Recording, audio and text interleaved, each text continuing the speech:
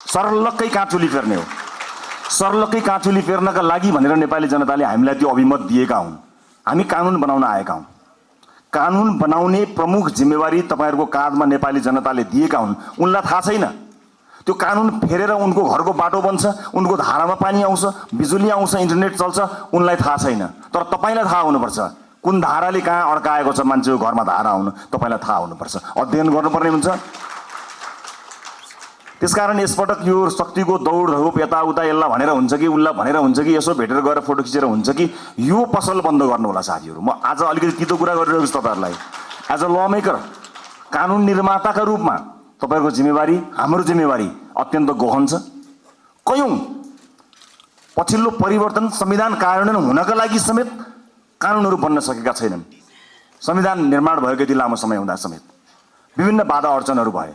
तर नेपाली जनताले अब हामीलाई कुनै बहाना बनाउन नपाउने गरी दिल खोलेर स्पष्ट र लगभग 2/3 को बहुमत दिएका छन्। अब केको बाधा, अब केले अड्काउँछ हामीलाई? अब अड्काउने भनेको तपाई हाम्रो नियतले मात्रै हो। नागरिकले सबै हेरेका हुन्छन्, हरेक गतिविधि जनताले हेरेका हुन्छन्। जनताको चेतनालाई कसैले चुनौती दिन्छन्, जनता नै खराब भयो कि भनेर चुनौती दिन्छन्। होइन, यदि त्यस्तो हुन्थ्यो भने अघिल्लो चुनावमा हामीलाई 20-21 सीट हैन एकैपटक 2/3 दिन सक्थे जनताले। तर अघिल्लो चुनावमा जनताले के भने यी नयाँहरूलाई एकपटक हेरौं ताकि यिनीहरू नमात्ने हुन्, त्यति मात्र सिट दिउँ र पुरानाहरूलाई सच्चिने अवसर दिने गरी यिनीहरूलाई पनि निमिटान नपारौं भनेर नागरिकले विवेकपूर्ण ढंगले मतदान गरे। तर नागरिकको त्यो विवेकलाई 2/3 पाएको सरकारले चुनौती दियो। शक्ति प्राप्त गरिसकेपछि आँखामा जुन पट्टी आउँछ अब त्यो पट्टी हामीले खोल्न सक्नुपर्छ।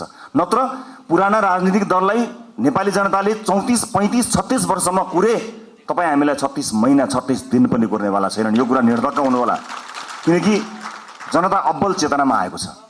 अब कानुन निर्माताका रूपमा अब तपाईहरुको दौड स्वार्थ समूहहरुको घर घरमा होइन। गुट बनाएर कांग्रेस एमालेलाई जितिदैन साथी हो, कुनै गुट बनाउनु पर्दैन। घण्टीका मुनि सबै अटाउन सक्छौं, घण्टीसँग त्यति धेरै ताकत छ, कहीँ गुट बनाउनु पर्दैन।